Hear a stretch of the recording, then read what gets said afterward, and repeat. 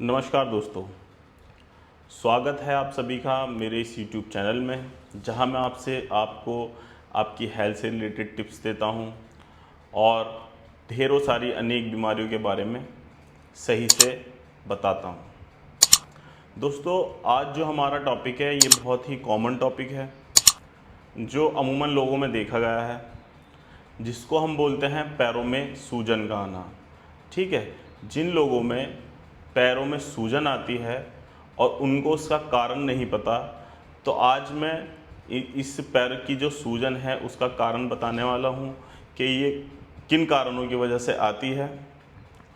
तो जो लोग बहुत ज़्यादा इंटरेस्टिंग हैं इस वीडियो में, तो इस वीडियो में लास्ट तक अंत तक बने रहिएगा। मैं आपको यही नॉलेज दूंगा कि सूजन पैरों में किन किन वजहों से आती है।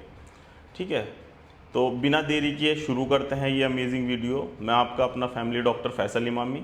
इस वीडियो को शुरू करते हैं। सबसे पहली चीज़, स्वेलिंग, सूजन दो तरह की होती है। एक तो होता है पिटिंग एडिमा, एक होता है नॉन पिटिंग एडिमा। जो पिटिंग एडिमा है वो अगर सूजन के ऊपर उंगली गाड़ने से, उंगली को दबाने से वहाँ पर गड्ढा बनता है, तो वो तो होता है पिटिंग एडिमा। और अगर हम उंगली से उसको दबाते हैं थोड़ी देर तक और उसके बाद गड्ढा नहीं पड़ता, तो वो होता है नॉन पिटिंग एडिमा। तो आज मैं आपको जो परेशानी बताने वाला हूँ वो इसी हिसाब से होंगी कि पिटिंग एडिमा किन किन प्रॉब्लम्स में आता है, नॉन पिटिंग एडिमा कौन कौन सी प्रॉब्लम में आता है। ठीक है, तो दोस्तों सबसे पहला कारण होता है इंजरी। कोई इंजरी आपके एंकल में है, पैर में है, कोई चोट लगी है या आपका पैर मुड़ा है, मोच आई है, उसकी वजह से सूजन आती है। ठीक है, या हड्डी टूट गई है या फिर कोई लिगामेंटल इंजरी हुई है या कोई नॉर्मल इंजरी हुई है, उससे सूजन आती है। तो इस इंजरी वाले सूजन में गड्ढा नहीं पड़ता, ये पिटिंग नहीं होता, नॉन पिटिंग एडिमा होता है। दर्द, स्वेलिंग भी होती है। ठीक है, तो ये नॉर्मली मेडिसिन से या आइस मतलब कि बर्फ़ की सिकाई करने से या और चीज़ों से ठीक हो जाती है। अगर ये इससे ठीक नहीं होती, हो सकता है कि वो लिगामेंटल इंजरी हो, कोई लिगामेंट टियर हो गया हो, तो इसमें आपको डॉक्टर को दिखाने की सलाह दी जाती है, ऑर्थोपेडिक सर्जन को दिखाना होता है। उसी तरीके से दोस्तों, जो लोग लंबे समय तक खड़े रहते हैं, जैसे कि आपने देखा होगा ठेले वाले लोग होते हैं जो सब्जियां फल बेचते हैं, वो लंबे समय तक चलते हैं, लंबे समय तक खड़े रहते हैं। उसकी वजह से क्या होता है कि उनके पैरों में नसों के गुच्छे बनने लगते हैं, जिनको हम वेरिकोज वेन बोलते हैं। तो वो नसों के गुच्छे जो बनते हैं पैरों में, और वो लंबे समय तक बनते रहे, तो उसकी वजह से भी स्वेलिंग आनी स्टार्ट हो जाती है पैरों में। तो ये भी एक कारण हो सकता है स्वेलिंग आने का, वेरिकोज वेन। और इसी तरीके से जिन लोगों के एंकल में बहुत ज़्यादा दर्द होता है और आगे जो हमारा अंगूठा है उसके जोड़ में दर्द होता है और स्वेलिंग आती है, रेडनेस आती है, और वो सिर्फ एक पैर में आ रही है, दोनों पैरों में भी हो सकती है मगर ज़्यादातर एक ही पैर में आती है, तो वो हो सकता है यूरिक एसिड के बढ़ने की वजह से आ रही हो, गाउटी अर्थराइटिस जिसको बोलते हैं वो हो। तो इसमें क्या होता है, जो हमारा यूरिक एसिड है जो हमारे ब्लड में बनता है, ये एक तरीके से हमारा वेस्ट ऑफ प्रोडक्ट है जो यूरिन के थ्रू पास आउट हो जाता है। तो कभी कभी किसी किडनी की प्रॉब्लम की वजह से या लगातार बहुत ज़्यादा यूरिक एसिड बढ़ने की वजह से किडनी इसको पास आउट नहीं कर पाती, इसके क्रिस्टल पास आउट नहीं कर पाती, पेशाब के थ्रू बाहर नहीं निकाल पाती। तो होता क्या है कि ये हमारे जोड़ में जा कर के, निचले जोड़ों में जाके इकट्ठा होने लगते हैं, जिसकी वजह से स्वेलिंग, रेडनेस और सूज जाएगा पैर। इसमें भी क्या होगा, इसमें पिटिंग एडिमा होगा, इसमें इसमें भी नॉन पिटिंग एडिमा होगा, पिटिंग एडिमा नहीं होगा। इसमें भी अगर सूजन पर आप उंगली गाड़ के रखोगे तो उसमें गड्ढा नहीं होता, तो पिटिंग एडिमा होता है, नॉन पिटिंग एडिमा होता है। तो ये भी एक कारण हो सकता है सूजन आने का। उसी के साथ साथ दोस्तों, जो लोग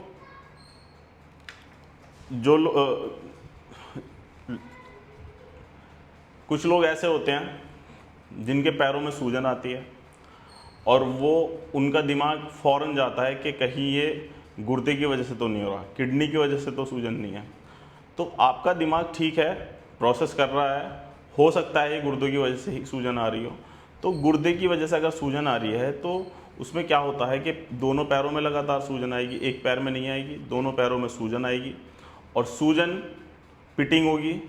अगर आप उसमें उंगली गाड़ोगे तो गड्ढा पड़ जाएगा।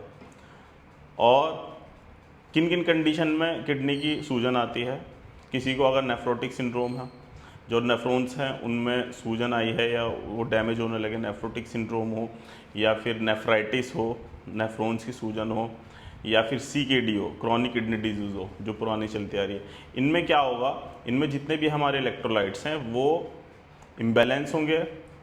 वो जो हमारे नेफ्रॉन छनाई करते हैं और अदर जितने भी हमारे टॉक्सिन्स होते हैं, जो भी यूरिया क्रिएटिनिन होते हैं, तो वो सही से नहीं कर पाती। एक तरीके से हमारे किडनी का फंक्शन बिगड़ जाता है, जिससे वाटर रिटेंशन बढ़ता है और जो हमारे सेल्स में फ्लूइड होता है वो तो बढ़ता ही है, जो फ्लूइड के बाहर जो सेल्स के बाहर फ्लूइड इकट्ठा होने लगता है, जिसको एक्स्ट्रा सेलुलर फ्लूइड बोलते हैं। तो पैर सूज के मोटे हो जाएंगे और ये सिर्फ वाटर की वजह से होगा। एक्स्ट्रा वाटर हमारे बॉडी में पड़ा रहेगा, तो इस वजह से होता है। तो इसमें क्या होता है कि पेशेंट को यूरिन तो पास आउट कम हो रहा है और वो पानी ज़्यादा ले रहा है। तो आपको इसमें मेजर करना होता है कि 24 घंटे में आप कितना पेशाब कर रहे हो, उसी तरीके से आपको पानी लेना होता है। अब पानी आप पी रहे हो ज़्यादा, पेशाब आ रहा है कम, तो वो पानी कहीं ना कहीं बॉडी में इकट्ठा होगा। उसी तरीके से कोई कार्डियक कंडीशन किसी को बन रही है, दिल की कंडीशन है, कोई CHF का पेशेंट है, कंजेस्टिव हार्ट फेलियर का पेशेंट है, या फिर और अदर प्रॉब्लम कुछ दिक्कत है हार्ट की, जो हार्ट प्रॉपर तरीके से काम नहीं कर पा रहा, उसमें भी स्वेलिंग आती है पैरों में, वो भी पिटिंग एडिमा होता है, उसमें भी गड्ढा पड़ता है। तो जो हार्ट की प्रॉब्लम है उसमें क्या होता है, हमारा हार्ट फोर्सफुली ब्लड को आर्टरी के थ्रू आगे बढ़ाता है और ऑक्सीजनेटेड ब्लड सारा जाता है बॉडी में और फिर वेन्स के थ्रू दिल में वापस आ जाता है। तो जब हार्ट सही से काम नहीं कर पाएगा तो उसकी स्पीड और उसका फोर्स कम हो जाएगा, जिसकी वजह से जो ब्लड है वो हमारे पेरिफेरी में जाएगा, नीचे पैरों की तरफ जाएगा और वहाँ पर जाकर के इकट्ठा होगा और वहाँ फ्लूइड जो हमारी कैपिलरीज है वहाँ से लीक होगा और पैरों में सूजन आनी स्टार्ट हो जाएगी। तो इसमें क्या होता है कि हम जो है डायूरेटिक्स दे देते हैं पेशेंट को। डायूरेटिक्स में क्या होता है, वो पेशाब को निकालने वाली जो दवाई है होती है वो चलती है, उससे सूजन कम हो जाती है। ठीक है। इसी तरीके से प्रेगनेंसी में भी सूजन आती है। अगर आपको प्री एक्लैम्पशिया है, प्री एक्लैम्पशिया 5 या 6 महीने के बाद जो प्रेग्नेंट लेडी है उसका बीपी बढ़ने लगता है, बीपी बढ़ने की वजह से उसके पैरों में सूजन आने लगती है। तो प्रेगनेंसी में भी सूजन आ सकती है।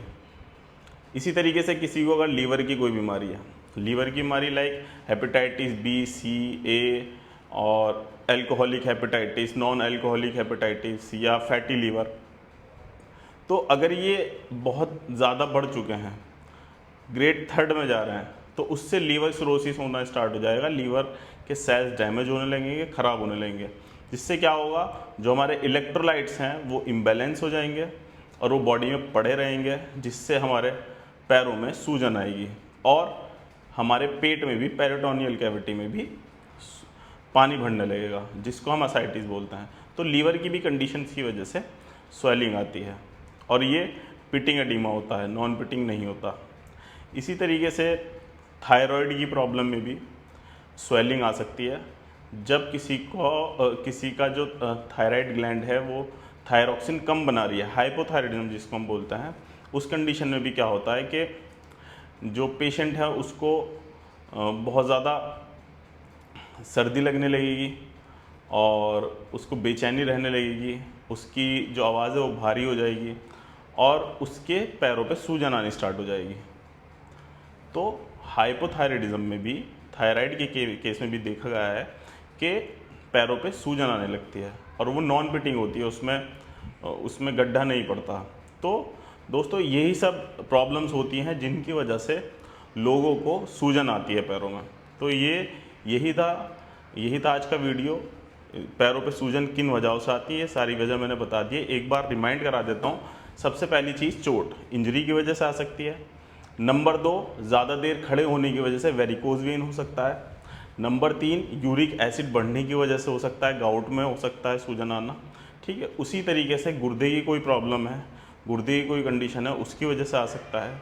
दिल की कोई कंडीशन है, दिल बीमार है, दिल की वजह से सूजन आ सकती है। लीवर अगर बीमार है, लीवर की वजह से सूजन आ सकती है। प्रेगनेंसी में सूजन आ सकती है दोस्तों। और इसी तरीके से हाइपोथायराइडिज्म, थायराइड की प्रॉब्लम में भी सूजन आ सकती है।